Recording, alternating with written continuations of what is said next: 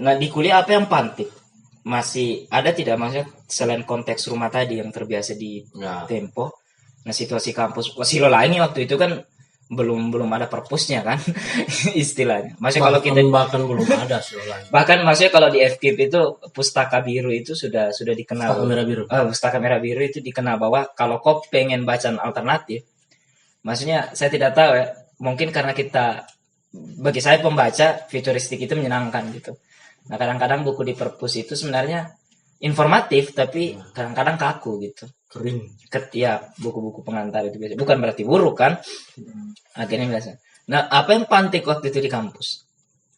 Untuk Maksudnya akhirnya saya tahu bahwa grafik minat literasinya Komyu mungkin naik-naik daunnya itu di kampus. Puncaknya gitu. Puncaknya. Maksudnya awal-awal mulanya ada tidak yang pantik di kampus? Atau memang keresahan itu dibawa dari rumah atau di kampus itu ada fenomena tertentu? Oke, 2002 kan? ya. Waktu itu awal masuk. 2002 masuk, terus ada ADC juga di situ dengan film, dengan si tokohnya siapa? Rangga yang puitis gitu kan. Saya hafal puisi terakhir itu, Kak. Nah, jadi itu juga karena ADC itu booming pertamanya film Indonesia yang memang betul boom. Jadi film kebangkitan, menurut saya kebangkitan film Indonesia itu di ADC itu gongnya. Setelah itu baru.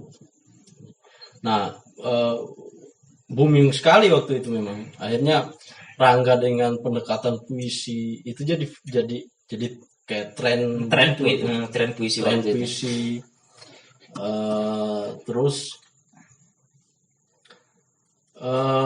masuk kampus ya masih pancaroba SMA lah kampus. Atmosfer SMA masih kuat awal-awalnya. Nah, sentimen apa puitis yang alay-alay tidak jelas juga dari ADC juga ini kan. Tapi tunggu dulu. Fenomena alay sudah ada dulu di masa-masanya komik. Terlepas diksinya belum ada ya. Dari katakanlah sekarang alay kemudian berkembang jadi micin gitu. Dan semua menurut saya semua generasi itu ada generasi awal alaynya. Bahkan generasi tahun 70-an 60-an juga alay juga. Meskipun diksi alay belum ada waktu itu kan.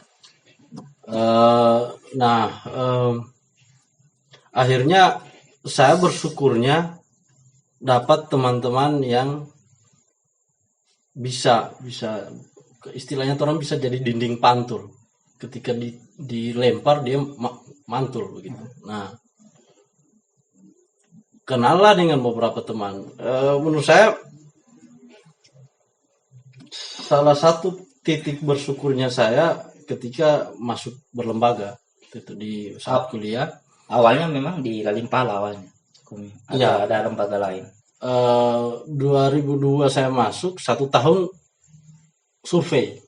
Jadi 1 tahun survei kemana ini, apa ini. Jadi 1 tahun itu mutar di kampus tidak jelas.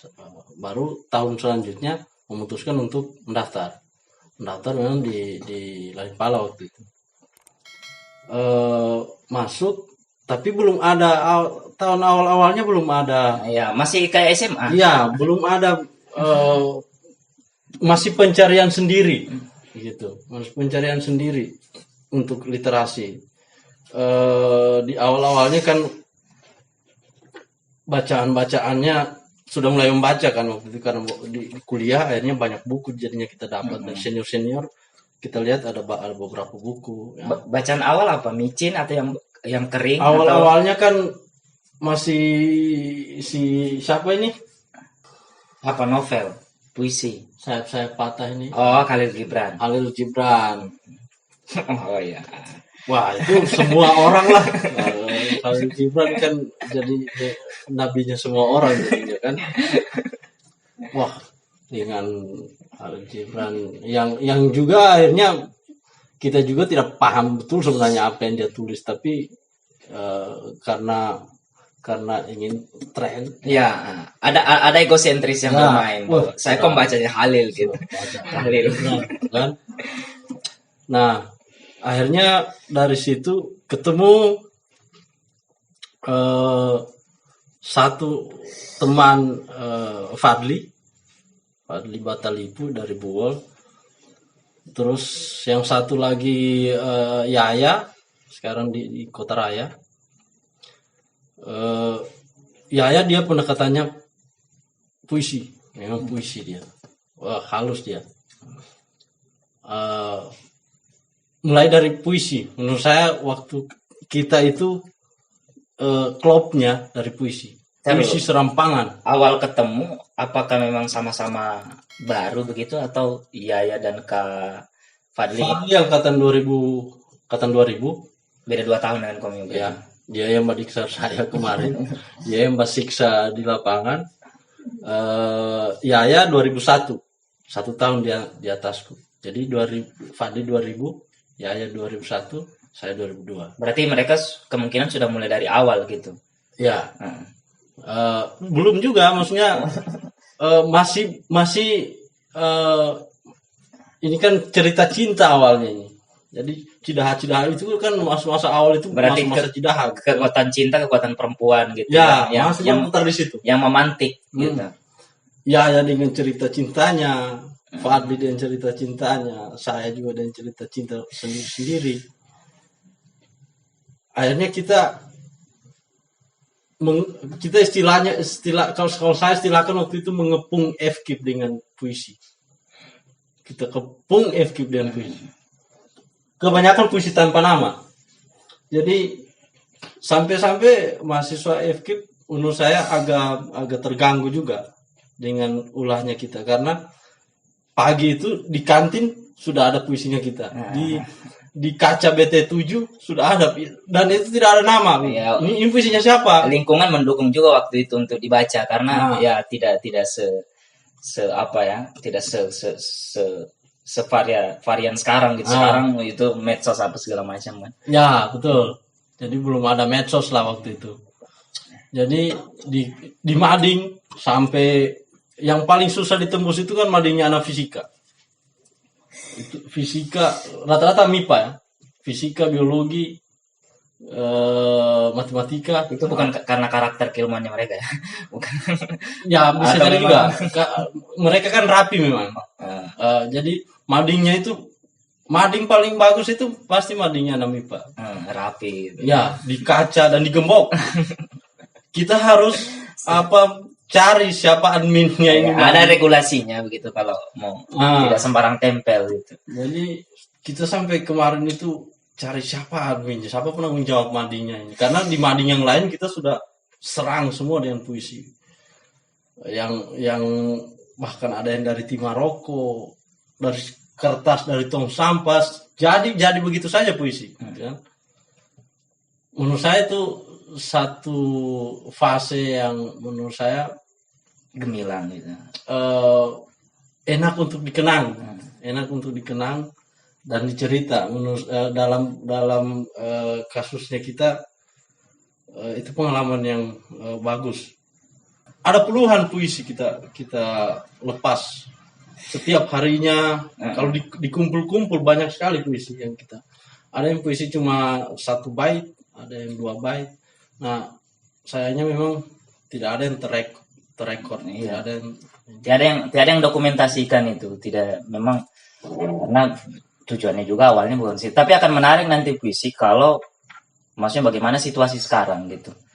Dalam artian soal kemampuannya Komio dalam menulis puisi gitu. Yang akhirnya ya nantilah kita akan bahas. Tapi yang saya mau tanya lagi, di mana transisinya kalian sampai menurutku ya begini. Menurutku pribadi ada beberapa fenomena di Unpad, kita kuliah di jurusan lain justru banyak melibatkan waktu pada keilmuan lain. Contoh umpamanya saya kan di PKN, tapi secara praktikal justru saya banyak baca novel ya. Dan menurut saya di awal-awal saya ketemu Komio, secara praktikal Komio justru banyak baca tentang sejarah. Padahal Komio kan keilmuannya soal bahasa kan, bahasa Inggris. Maksudnya bagaimana transisinya itu Kak Jan? Dari Khalil Gibran Dari Khalil Gibran itu awalnya masuk ke yang berat itu, tapi sebelumnya di masa-masa itu memang diskusi ideologi sudah berjalan di tingkat senior, kan diskusi ideologi sudah berjalan. Saat kita tenggelam dalam puisi-puisinya kita, di sisi lain senior juga sudah diskusi ideologi. Dan diskusi teras waktu itu kuat ya, masih berkelimpangan begitu, orang diskusi di mana-mana gitu. Cuma kita kelompoknya kita waktu itu tidak tertarik untuk gabung dalam kelompok-kelompok itu. Kita lebih lari sendiri. Nah, dari Khalil Gibran akhirnya masuk ke yang agak serius itu setelah Rumi. Jadi setelah Khalil Gibran muncullah buku Rumi di tengah kelompok kita ini.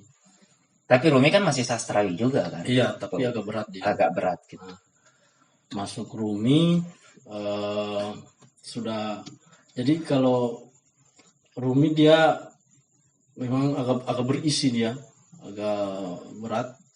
Akhirnya mulailah kita diskusinya, siapa ini Rumi, bagaimana ini Rumi. Akhirnya bukan hanya di tulisannya yang dikaji, tapi bagaimana kehidupan Rumi sendiri gitu. Akhirnya menurut saya akan baik kalau misalnya teman-teman dan teman-teman lain kalau misalnya tertarik pada sesuatu itu, kaji dia sampai ke akarnya. Nah, Rumi muncul dengan gaya yang sendiri, yang memang berbeda dengan Gibran. Apa kira-kira yang lebih yang menurut Kak Ojan berbeda gitu dari antara keduanya? Karena setahu gue yang saya simpulkan bahwa kayaknya puisinya mereka rata-rata transendental gitu, sofistik. Ya. Nah, di Khalil Gibran kan meskipun sofistik, tapi dia populer dalam dunia percintaan gitu. Ya, larinya ke situ ya. Jadi kacamatanya dia lebih ke situ. Nah, si Rumi ini dengan nama besar yang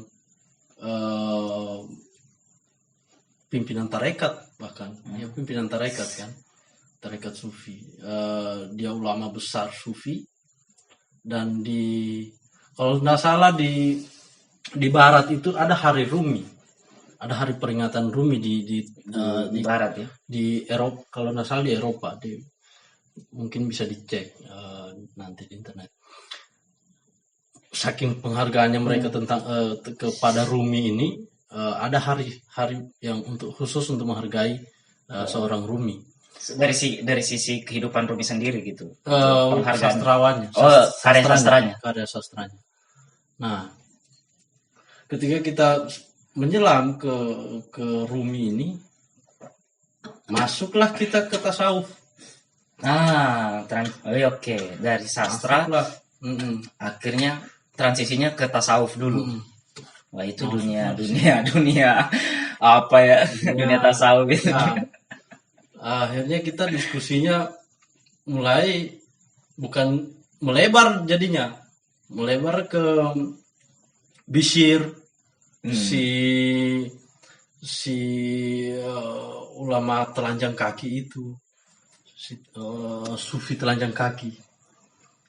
Bishir masuk lagi ke Al-Halaj. Kalau Al-Halaj sudah masuk ke Wahdatul Wujud. Wahdatul Wujud sudah dalam kan jadinya. Kalau sudah ada pernyataan ana al-haq, kacau itu. Nah, tapi kita kan semangatnya cuma ingin tahu. Semangatnya kita sebenarnya ingin tahu, bukan mendalami. Nah, masuk kita ke situ, berputar di situ sampai lama lah kita berputar di situ. Meskipun juga waktu itu ada masih aktif juga alkohol waktu itu kan. Minum apa. Itu situasi yang ambigu sih. Iya, situasi yang menurut saya itu masa pengayaan gitu. Dan dalam sisi tertentu saya bisa memaklumi itu. Dalam beberapa hal saya memaklumi itu, bahwa di masa itu saya malah maunya teman-teman yang misalnya masih di masa itu jungkir balik saja di situ. Yang penting terus on the track. Karena proses itu perlu sebenarnya. Ya, proses itu. Jungkir balik saja. Artinya setiap orang kan dia bisa rasa batasnya. Dia harus memiliki kontrol batas sendiri. Jadi kita rasa lah kontrol batasnya kita sampai di mana. Kapan harus menarik diri, kapan untuk terlalu jauh. Jadi situ di tasawuf dan pasca di tasawuf itu akhirnya warna puisinya kita beda lagi, jadi lebih penuh tabir lagi. Iya. Puisinya lebih bercadar istilahnya. Kalau bahasanya Ikal ya. Iya. Ikal sering lebih ini lagi, lebih bercadar lah, meminjam ya istilahnya Ikal kan. Tapi ada penurunan Kak Ojan. Maksudnya kan kadang-kadang puisi yang keterlibatan orang dalam kepenulisan yang semakin dalam, biasa produktivitasnya menurun. Maksudnya kadang-kadang kalau dalam 1 minggu dia bisa menghasilkan 5 puisi, pada saat dia melibatkan diri di puisi yang lebih dalam, biasa menurun begitu. Biasa mungkin 1 puisi 1 minggu atau tidak sama sekali. Iya. Akan begitu. Pengalaman waktu itu juga begitu. Maksudnya kalau puisi-puisi percintaan ini kan gampang sekali di ini kan. Maksudnya proses penghayatannya juga tidak dalam. Iya. Waktu kita enaknya waktu itu di masa itu adalah kita diizinkan bermalam di kampus. Oh, media juga mendukung. Kita diizinkan bermalam di kampus. Dan menurut saya itu golden time ya. Menurut saya itu golden time. Masa-masa cuma rasa 1 tahun itu. Masa-masa bermalam di kampus itu kita di sisi lain juga akhirnya mata kuliah beberapa keteteran jadi. Iya, oke. Tapi di hal lain kita bisa sampai di kampus itu, kita bisa sampai begadang sampai jam 2, tinggal kita pilih. Kita mau begadang sendiri, mengasingkan diri, atau gabung dengan teman-teman kalau di kampus beberapa sekret itu kan. Dan di kampus itu luas sekali dan tempat gelap itu banyak. Dan untuk karakter yang seperti Ruby, mendukung sekali. Situasinya sangat cocok kan. Cocok sekali. Nah, kampus juga belum rame gitu. Ya. Dulu bahkan yang kita nikmati itu berjalan tengah malam di aspal-aspal kampus itu jam 2, jam 3. Satpam belum cerewet dulu kan. Satpam juga masih belum banyak sebanyak ini. Itu saya tidak tahu, mungkin itu juga perlu jadi pertimbangan juga bagi teman-teman satpam dan kampus, bahwa kadang diperlukan suasana kontemplatif bagi teman-teman yang masih mencari ini.